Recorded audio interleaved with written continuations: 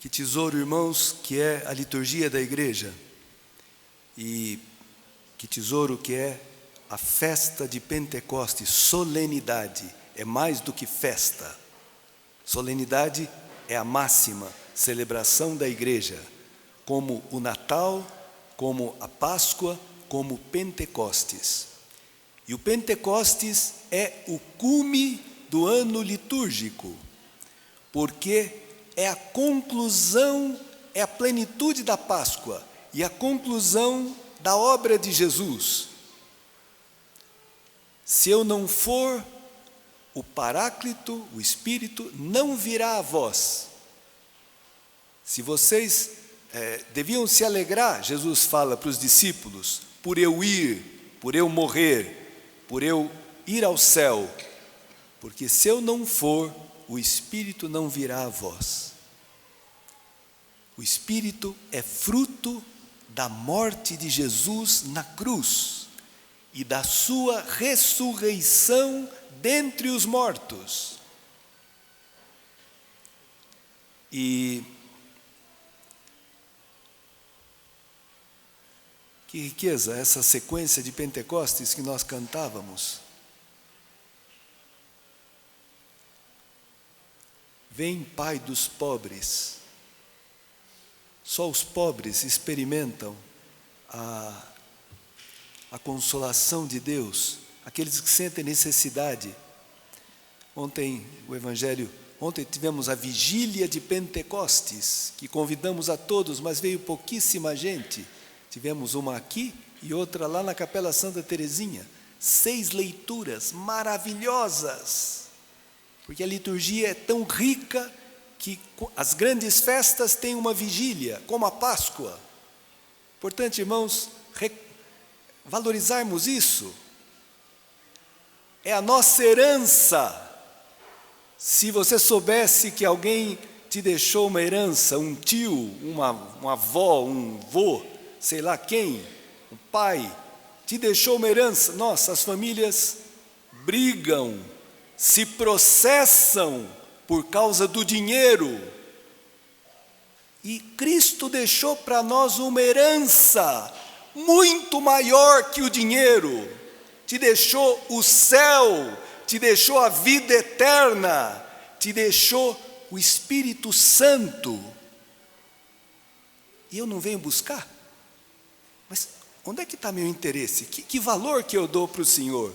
Jesus falava ontem no Evangelho, quem tem sede, venha a mim e beba. Eu me perguntava, o problema é ter sede de Deus. Nós temos sede de muita coisa. Sede do show que vai ter na Expoagro, sede do jogo de basquete, sede de muita coisa. Mas não temos apetite, não temos desejo, não temos necessidade de Deus, porque tem alguma coisa errada dentro de nós. Não temos apetite pelas coisas do céu, e o Senhor quer nos dar isso, irmãos. Olha o que o Espírito Santo fez com esses apóstolos, fechados por medo dos judeus, medo de morrer, medo de sofrer, medo da morte. Todos temos medo da morte. Mas Cristo ressuscitado não tem barreiras. Ele entra no cenáculo e diz, a paz esteja convosco. 2 vezes, e se vocês seguirem o Evangelho, 3 vezes, no outro domingo, ele vai dizer, a paz esteja convosco, e o Tomé estava presente, e mostra as mãos e o lado, porque o Espírito que ele vai dar é fruto das suas chagas, fruto da sua entrega, fruto do seu amor. Os discípulos se alegraram por verem o Senhor, verem Deus. E Ele sopra sobre eles. Irmãos, isso aqui é maravilhoso. A vida, nós cantamos aqui no Salmo de Resposta, Se tirais o seu respiro, eles perecem e voltam para o pó de onde vieram. Enviais o vosso espírito e renascem, e da terra toda a face renovais. Irmãos, a nossa vida humana, também física, é um sopro. Nós estamos aqui vivos porque estamos respirando, porque Deus infundiu na gente uma alma, um sopro de vida que anima o nosso corpo. Como é que você sabe que uma pessoa morreu? Um jeito muito primitivo de saber, colocar um espelho e ver. Se embaçar, ainda está vivo. Se não embaçar, pode enterrar, que já morreu. O sopro já foi embora. Pois bem, irmãos, na vida espiritual também tem um sopro divino. Quando Deus criou o homem lá no Gênesis, capítulo 2, Ele modelou o homem do barro da terra. Nós somos frágeis como o barro, como a terra. Somos quebradiços, somos profundamente frágeis, fisicamente, psiquicamente, né? Nossa vida é um sopro. Porém, naquele boneco de barro que Deus tinha feito, Ele soprou sobre as suas narinas. E aquela criatura se tornou um ser vivente. Pois bem, aqui no cenáculo tem uma nova criação. Jesus, que é Deus, ressuscitado da morte, vencedor do pecado e da morte, sopra sobre os apóstolos a sua vida interior, o Espírito que o gerou no seio da Virgem Maria, o Espírito que o conduziu durante toda a sua vida, o Espírito que o levou a dar a vida na cruz por nós, a ter aquela misericórdia, aquela paciência, aquela bondade, o Espírito que o ressuscitou da morte. Esse Espírito, Ele sopra sobre você, sobre mim, hoje, e diz: recebei o Espírito Santo. Não está dizendo comprai, esforçai-vos. Não, está dizendo recebei. É um presente, é um dom, é uma graça. É a sua vida que Ele comunica a você. O Espírito que faz o Filho amar o Pai infinitamente, o Espírito com que o Pai ama o Filho, esse Espírito Ele dá a nós. O Espírito é tudo, irmãos.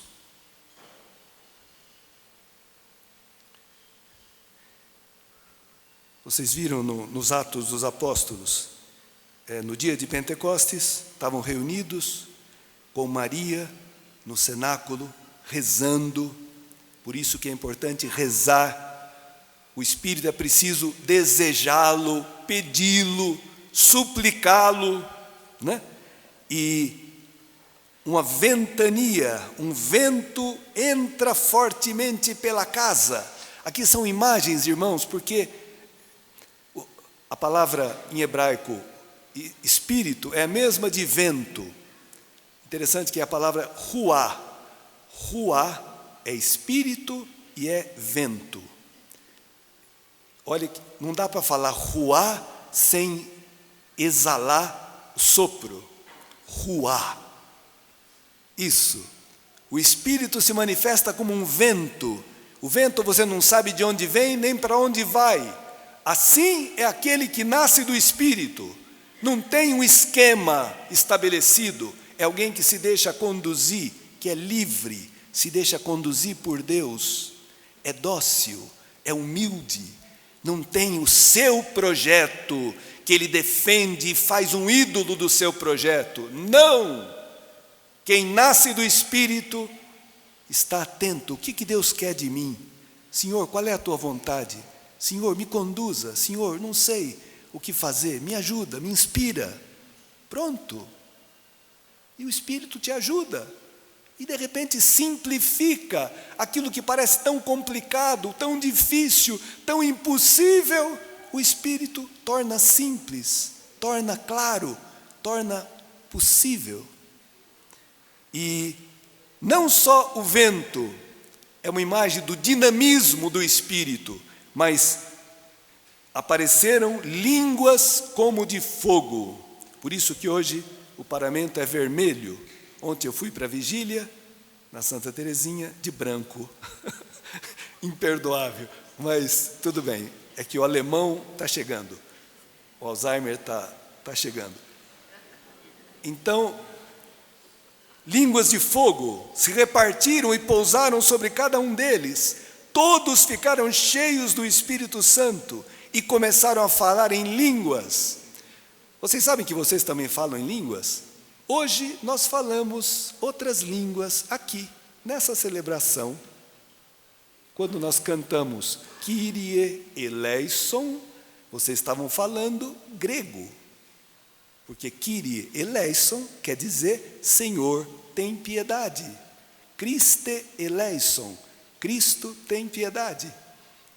São as línguas, o Novo Testamento foi todo escrito em grego. E na liturgia tem muitas palavras de outras línguas. Amém, né? Maranatá é aramaico, Abá, papai, né? É uma palavra aramaica. Ou seja, nós cristãos da Igreja Católica, Igreja Universal, né? Que está presente em todo o mundo, falamos muitas línguas. Mas, sobretudo, esse fogo é o amor de Deus que queima, que aquece, que ilumina, que purifica, que cria comunhão. Os apóstolos, antes de receberem o Espírito Santo, viviam brigando para ver quem era o maior, o primeiro, rivalizando, competindo. Agora eles estão juntos, coesos, estão unidos, porque o Espírito, o amor de Deus, cria comunhão. É um espírito de humildade. As nossas brigas, os nossos julgamentos nascem do nosso orgulho. Eu que sei fazer tudo direito, eu que sei o que é melhor, eu que tenho a opinião correta, eu que tenho que ganhar todas, né? Esse não é o Espírito de Deus. O Espírito de Deus é um espírito de humildade, onde cada um é o que é, né? A unidade que o Espírito cria não é uniformidade, todo mundo vestindo a mesma camisa, não. Na diversidade, o Espírito nos faz um. Né? Vocês viram a segunda leitura? Muitos são os dons, mas é o mesmo Espírito. Diversos os ministérios, mas o mesmo Senhor. Olha que coisa bonita, irmãos. Cada um de nós, vocês, cada um tem um carisma, tem um dom para alguma coisa. Na igreja, é preciso descobrir qual é o meu dom. Como é que eu vou manifestar para o mundo que Deus é bom, servindo? Como é que eu vou fazer isso? Visitando um doente? Sendo ministro da Eucaristia? Ou lendo uma leitura na liturgia? Ou ajudando como acólito? Qual é o meu dom? Ou, não sei, trabalhando na pastoral do dízimo? Tenho que descobrir qual é o meu carisma, o meu dom. Ou cantando, né? Um carisma importante do canto, ajudar a comunidade a rezar. Talvez tem pessoas aí que têm o dom de cantar e guardam, né? Então, a gente se oferecer Mas, irmãos, só uma coisinha e eu termino, porque já falei demais. Vocês viram que lá em Jerusalém tinha pessoas de todas as partes do mundo, 12 lugares cita aqui. Cada um entendia o anúncio que os apóstolos faziam na sua língua materna. o Pentecostes é o contrário da Torre de Babel. Lá tinham uma só língua e construíam pelo orgulho uma torre que chegasse ao céu. E Deus, vendo que o projeto era ruim, era perverso, Deus confunde as línguas e acontece a Babel, a confusão. Quando nós somos levados pelo orgulho, tudo bagunça, tudo é impossível viver bem com os outros. Quando tem o Espírito Santo, a convivência é possível, porque existe a bondade, a paciência, a sabedoria, o bom senso, existe tudo de bom. Então, irmãos, alegremo-nos, bendigamos o Senhor, porque hoje Ele quer derramar o Espírito sobre você, sobre mim, porque nós precisamos. Sem a tua força, nada de bom, né, há em nós. Nada pode o homem. Sem a tua força, nada pode o homem. Lava o que é sujo, rega o que há de árido, cura o que é doente, dobra o que é rígido, aquece o que é frio, abre caminho nas trevas, dá aos teus fiéis teus 7 dons. Deus quer te acumular de graças. E um dos frutos, irmãos, mais bonitos que eu acho do Espírito Santo, sabe qual é? O Espírito nos dá paciência com as nossas misérias. Nós somos muito orgulhosos e somos muito impacientes conosco mesmos. Como é difícil a gente reconhecer que eu tenho um defeito. É mais fácil culpar os outros e achar um bode expiatório do que eu dizer, não, eu errei, eu sou falho, eu não, né? E eu preciso de você. O Espírito nos dá paciência com os nossos próprios pecados. Humildade. Só para encerrar, eu estou lendo a biografia de Santo Inácio de Loyola, que antes de se converter era um fidalgo, era de uma classe assim alta, era um militar, né, que guerreava para quem pagava, né, um mercenário ali, tudo bem. Mas ele, numa dessas guerras, com sonhos de grandeza, de ser um cavaleiro, tinha um casamento muito nobre em vista, tudo isso, numa dessas batalhas, ele leva um tiro de canhão que ricocheteia na perna dele, quebra a perna, ele mancou o resto da vida. E a partir dali, no hospital, ele queria ler livros de cavalaria e só tinha a vida dos santos e a vida de Jesus. E ele, contrariado, começou a ler e começou a gostar. Falou, opa, esses caras eram tão felizes e não queriam nem sucesso, nem grandeza, nem dinheiro. O que tinha que eu não tenho? Começou um processo de conversão. E ele vai viver uns anos como um mendigo. E ia nos hospitais, pedia para morar ali e trabalhar ajudando os doentes. E vivia de esmola. Vivia pedindo esmola. E um dia, em Barcelona, ele pede para uma senhora, ele tinha ganho umas moedas, 7 moedas de ouro. Só que uns mendigos descobriram e foram, e ele foi dando uma, outra, e ficou sem nada. Foi pedir dinheiro para uma senhora, e essa senhora, olhando para ele, como às vezes eu faço com os pobres, e deu um esculacho. Falou, seu vagabundo, você não tem vergonha de pedir esmola? Eu vejo que você não é uma pessoa que não tem capacidade para trabalhar. Fez um esculacho. Falou, você não merece nada. Ele escutou e disse para a senhora, eu agradeço porque a senhora está me tratando como eu mereceria ser tratado por todo mundo. Realmente eu não mereço nada. Eu agradeço de coração por a senhora me dizer a verdade. Fez uma vênia para a mulher e foi embora. Essa mulher ficou tão desconcertada de ver a humildade, a mansidão daquele homem, que mandou, e ela fez isso também porque esse mendigo lembrou o filho dela, mais velho, que gastou todo o dinheiro que ela tinha e foi embora de casa, e ela, cheia de raiva, descarregou no Inácio toda a sua ira e mandou no hospital onde ele estava, mandou uma esmola boa e dizendo: me perdoa de eu ter te tratado tão mal, reza por mim e pelo meu filho. Por que eu estou contando isso, irmãos? Porque o Espírito Santo é capaz de fazer com que uma pessoa, um santo que vivia jejuando, estragou o estômago de tanto jejuar, né? Um homem que chorava seu passado, seus pecados, chorava e passava dias rezando, semanas jejuando. Esse homem, diante de um insulto, diante de uma humilhação, era capaz de permanecer sereno e agradecer. Eu pensava: meu Deus, como eu estou longe de ser cristão. Não tem problema.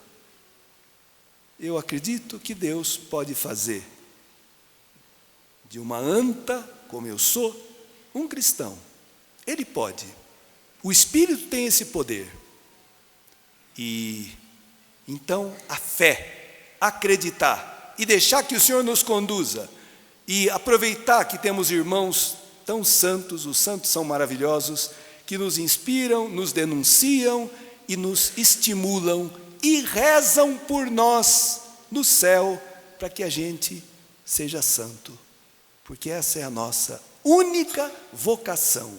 Sede santos, diz o Senhor, porque eu sou santo.